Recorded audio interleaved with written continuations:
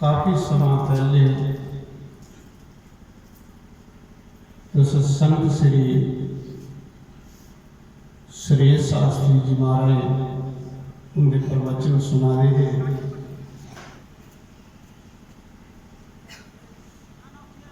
साधु के बोल मोती ते मोती कौन चुकते हंस।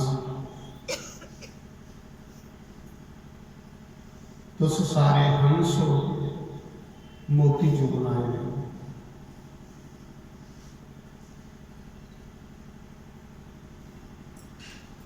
मैं राम राम की थोड़े गुरु को आया कि शंकर बाबा आखदे हे पार्वती मात लोक विच जेड़ा एक बारी राम आखदा मैं उस 3 बारी प्रणाम करना।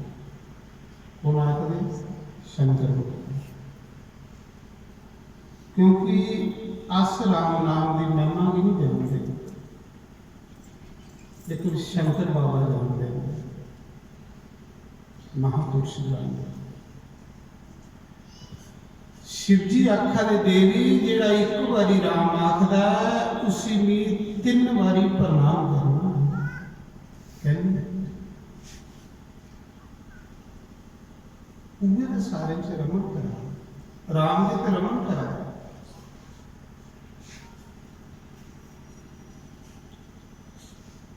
तो काफी समय पहले तो संत श्री सुरेश शास्त्री उनके गुरु भगवान की कथा श्रवण कराए है। श्रवणम पहला डंडा रब वाले पासे जाओ। तो देखो राजा परीक्षित ने कोई जप तप जग अवन पूजा पाठ नहीं की, सिर्फ 7 दिन बेइए गुरु के चरने च भगवान की कथा सुनी। ये बड़ा जग है, कथा सुनना सब तो बड़ा जग है। राजे परीक्षित ने 7 दिन की भगवान की कथा सुनिए, भगवान की प्राप्ति करिए।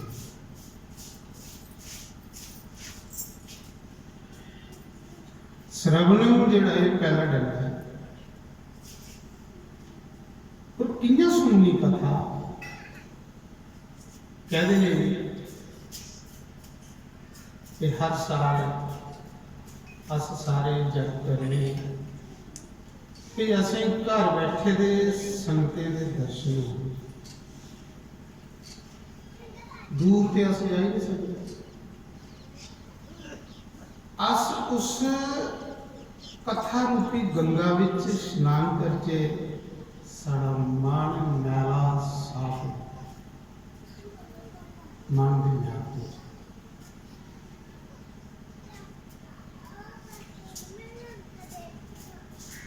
आखदे कथा कियां सुननी कि जिन्हें रामचरितमानस दसेगा कि जिनके श्रवण समुंदर समाना, तुम्हारी कथा सुने विधिमान। हे प्रभु, समुंदर की तरह विशाल, जिंदे कान थोड़ी कथा सुनी सुनी सुनी सुनी सुनी सुनी थकदे नहीं।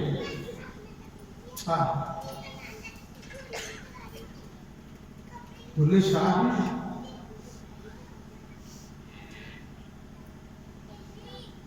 जिंदी कथा जेड़े कान सुनी सुनी थकदे नहीं, और सुनचे और सुनचे और सुनचे और सुनचे राजी नहीं होंदा।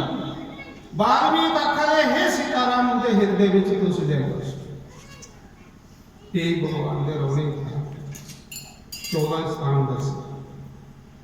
दूसरी, जिनके नेत्र साधु दर्शन को कर सके हैं,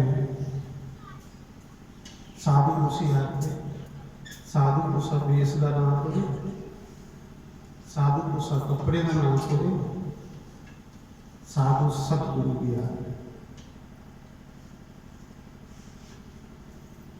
भुले शाह का गुरु जिले रुसी है ना, आखदे गुरु ने आखी उड़े खबरदार मेरे सामने हो।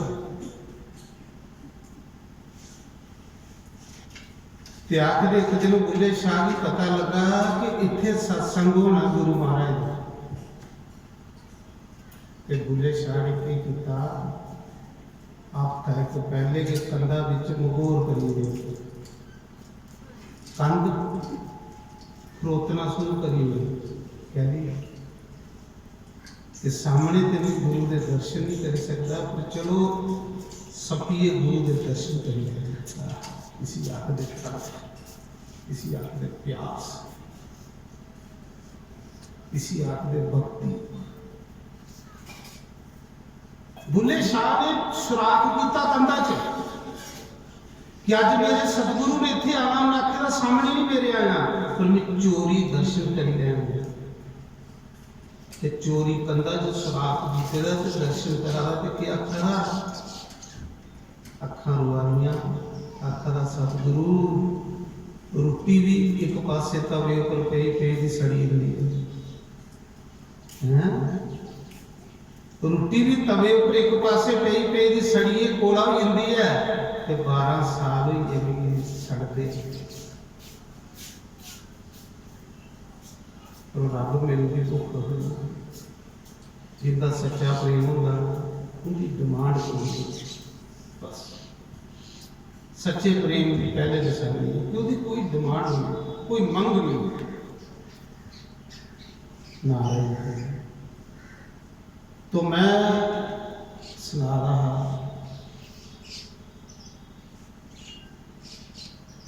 कि वो समा भी हो गया, तो मैं शास्त्री महाराज का बड़ा बड़ा धन्यवाद करूँ अपनी तरफा और सारी संगत की तरफा, जिन्हें अपना अनमोल समा कढ़िए, कीमती समा कढ़िए, क्योंकि बड़े व्यस्त होते हैं। व्यस्त मतलब साधु का काम है, चलते फिरते रहो, जिथे बहुगुण उत्थे जरूर कुछ लाभ दे, फायदा दे।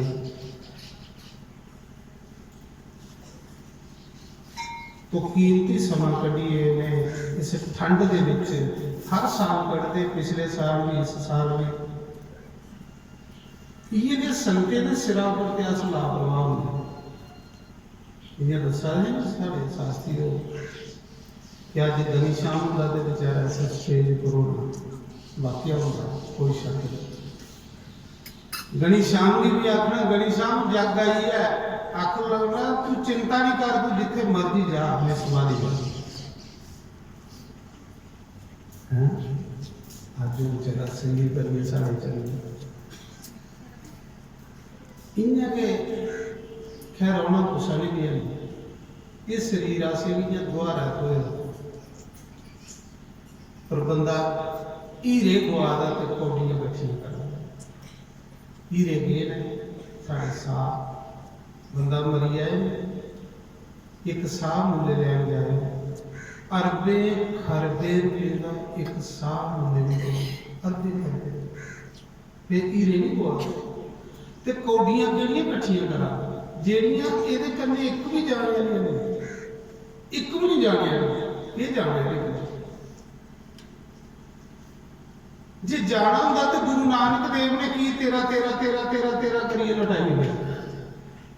जे जाना होगा तो शास्त्री द्वार के की संधि बनी नहीं, क्योंकि वो बोलिए भी नहीं समझाते, वो करनी करनी भी समझाते, क्योंकि करनी भी बंदे की समझाते। सज्जनों उस अपने लिए इकट्ठा कर लो, अपने लिए ये जेडे 10 दिन इतने थोड़े लगी जाएंगे। तो कल साढ़े विच अंग्रेज सिंह जी आवा देना हीरा नगर दे, उन्हें अज आना हाँ पर शास्त्री के कोल टाइम घट है। इन्हें आख्या कि मेरा कल करिए, जकदम इन्हें राती कोई 8 बजे दसिया। चलो बड़ा बड़ा शुक्रिया धन्यवाद कि दर्शन हुई इस सभा ने मिगी भी सारे संगतें भी।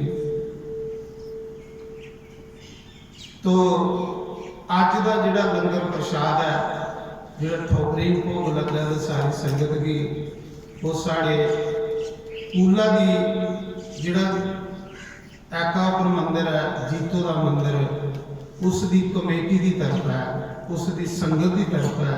जिहड़ी संगत उत्थे जुड़ी हुई है सारी संगत ने मिलिए ते अज जिहड़ा भंडारा कीता इत्थे ते कल भंडारा है साढ़े च राजमा चौल साढ़े स्वर्गवासी शाम बावे उनके कन्ने बेचारे कन्ने पिछले साल साढ़े बिच हैं, इस साल साढ़े बिच शरीर करी जाने।